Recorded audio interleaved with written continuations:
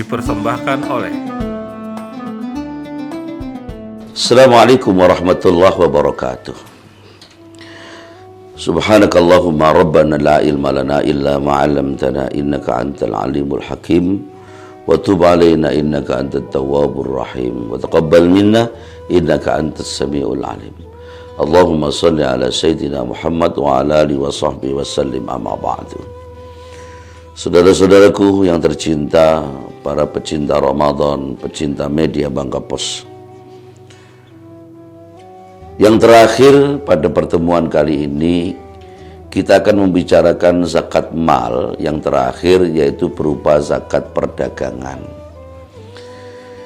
Di dalam zakat perdagangan, kalau tadi tanaman itu setiap panen harus dikeluarkan.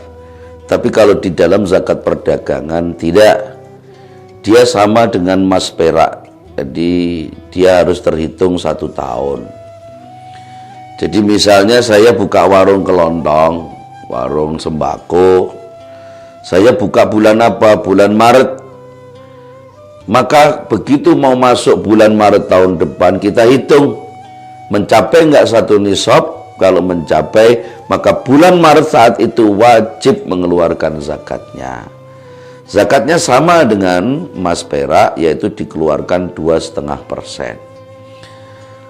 Saudara-saudaraku, di dalam zakat perdagangan ini, apa saja yang kriterianya harus dizakati? Apa saja yang diperdagangkan itu hukumnya dagang. Kecuali yang tidak profesi dagang. Misalnya begini, ada kebetulan gusuran rumah untuk dibuat perlebaran jalan, rumahnya digusur, dibeli pemerintah, kan rumahnya dijual. Tapi menjual seperti ini namanya bukan perdagangan. Ini hanya menjual sekilas saat itu karena kepepet. Atau misalnya ada pelebaran bandara, kebetulan ada tanah kita di situ 1 hektar, kemudian dibelilah oleh mereka, oleh PT Angkasa Pura. Itu bukan termasuk perdagangan. Ya. Termasuk misalnya ibu ini suka bunga, ya, misalnya suka bunga, kemudian nanam bunga. Sekarang bunga itu kan lagi ngetren, ya, kembang-kembang itu mau jenisnya macam-macam, ya. Malah yang ngetren saya ada namanya janda bolong segala itu. Itu misalnya ada orang lihat kemudian tertarik, dia nawar dibeli, itu bukan perdagangan. Kalau yang perdagangan itu misalnya memang ibu nanam khusus memang untuk dagang. Jadi itu nanam memang dia dagang bunga. Nah, itu berarti perdagangan. Makanya ada pertanyaan, kalau ada orang bikin pabrik minuman, wajibkah mengeluarkan zakat pabrik minuman itu? Nah, ini kalau kita jawab wajib juga salah, kita jawab tidak juga salah. Kenapa? Harus tahu dulu, pabrik minuman itu minumannya didagangkan apa tidak.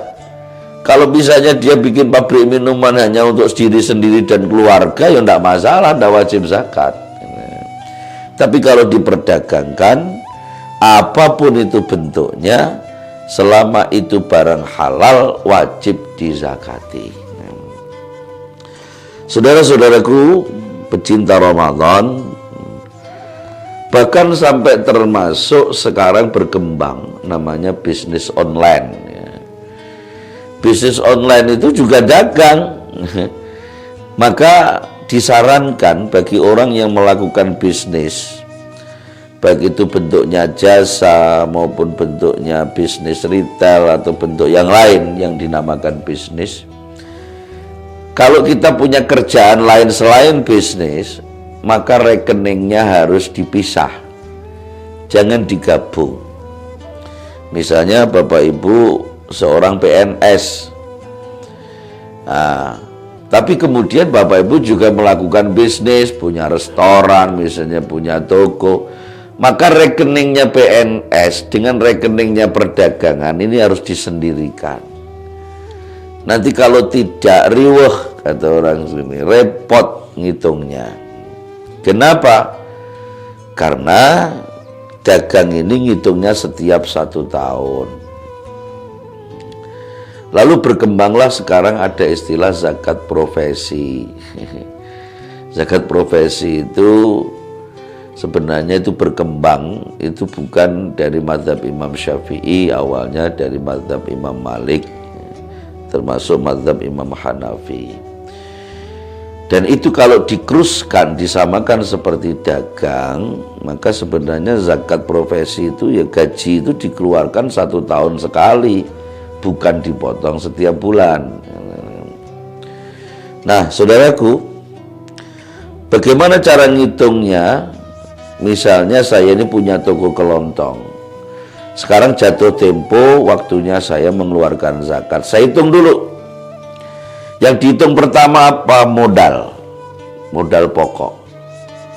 Barang-barang yang di situ yang mau dijual itu kan namanya modal. Nah, modalnya berapa?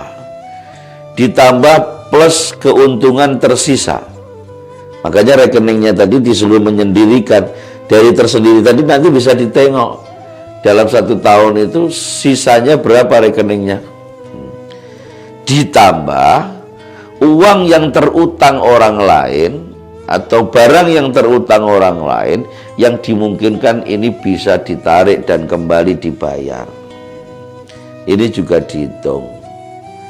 Nah, plus apabila di dalam bisnis tadi ada armada, maka armadanya juga dihitung.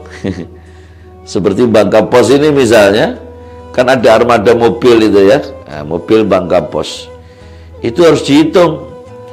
Cuma ngitungnya tidak sama. Setiap tahun mesti berubah. Karena ada mengalami penyusutan namanya harganya. Tidak mesti harus harga awal.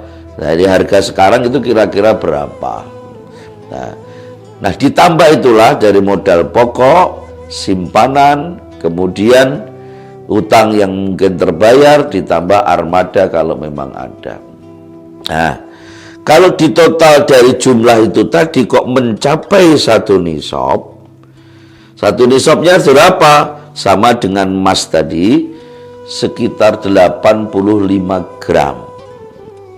Tahun kemarin ketetapan Basnas dan Kemenak, 85 gram itu kurang lebih sekitar 49 juta, sekian. Tahun ini belum. Tahun ini lagi digodok, nanti biasanya di akhir Ramadan itu akan dikeluarkan. Nah, kami juga belum diajak musyawarah untuk merapatkan itu. Tahun kemarin sekitar 49, sekian atau dibulatkan menjadi 49 untuk lebih hati-hatinya. 49. Jadi kalau kemudian jumlah modal, sisa rekening, ditambah utang yang nanti terbayar, termasuk armada, itu kok melebihi dari 49 atau minimal 49 juta, maka berarti dagang itu wajib dizakati. Zakatnya berapa yang dikeluarkan? 2,5%. Nah, kenapa saya tidak setuju kalau yang model dipotong tiap bulan? Kalau orang yang mau mengeluarkan sendiri tiap bulan silahkan, tapi kalau dipotong tiap bulan saya paling nggak setuju. Karena apa? Contoh, kalau itu model dagang dipotong tiap bulan pengeluarannya, kasihan nanti pedagang-pedagang kaki 5 itu semua wajib zakat besar semua. Sekarang contoh, orang dorong bakso, itu hasil bersih setiap hari kalau dia laku semua, habis bakso yang dorong itu aja, atau somai, dia punya keuntungan sekitar 300.000. Itu keuntungan bersih sekitar 300.000. Nah, 1 hari 300.000. Kalau dihitung rata-rata, ambil antara bersih, habis dan tidak, ambil aja sekitar 200 lah 1 hari. 200 1 hari. Berarti kalau 1 bulan sekitar 30 kali 2, 6 juta. 1 bulan 6 juta. Ini sudah ngalahi gajinya pegawai negeri. Pegawai negeri awal-awal itu nggak ada 6 juta. Ini bakso dorong itu, kalau dia betul-betul nabung ini 6 juta 1 bulan.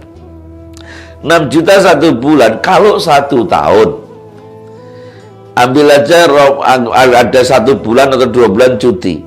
Misalnya 1 tahun ambil kali 10.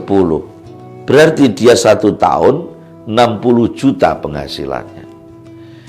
Ini kalau model hitung-hitungan dipotong tiap bulan. Berarti dengan demikian, berarti dia wajib zakat, Pak Sodorong. Tapi kenyataan sekarang, Pak Sodorong memang penghasilannya setiap hari misalnya bersih rata-rata 200 ribu. 200 ribu, tapi di dalam perjalanan ini, dalam bulan berikutnya atau apa, ada anaknya sakit, ya, ada istrinya mungkin sakit, ada biayain sekolah, ada bayar kredit motor, itu. Ternyata begitu akhir tahun dihitung, modal gerobaknya dan modal yang diputer plus ditambah rekening sisa pada 1 tahun, ternyata tinggal 30 juta. Berarti tidak mencapai 1 nisab. Maka seperti ini tidak wajib mengeluarkan zakat. Tapi dianjurkan, walaupun tidak mengeluarkan zakat, berikan infak atau sodaqah. Saudaraku, mudah-mudahan kita semua menjadi orang-orang dengan hikmah Ramadan ini, kita berubah menjadi orang-orang yang sadar akan zakat. Wallahu a'lam bishawab. Assalamualaikum warahmatullahi wabarakatuh.